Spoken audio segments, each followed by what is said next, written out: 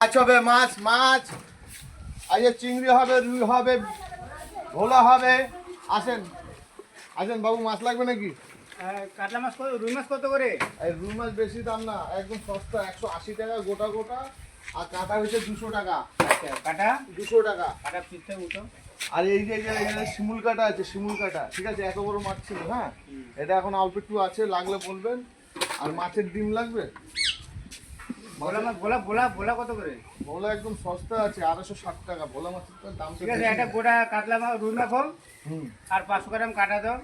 500 গ্রাম কাটা ভোলা লাগবে না? ভোলা 250 গ্রাম দাও, অত মাছ কি খাবে? 250 গ্রাম। 250। আপনার লাগে মাছ লাগবে? আপনার মাছ লাগবে? মাছ লাগলে দিতে বলবেন। পারো কম দামে। আমি কিন্তু মাছ কিন্তু কাটি না, আপনি কিন্তু কেটে নিতে হবে। না, আমি কেটে নেবো, আমি কেটে নেবো। ঠিক আছে? মাছটা কেটে নিতে হবে সুন্দর করে।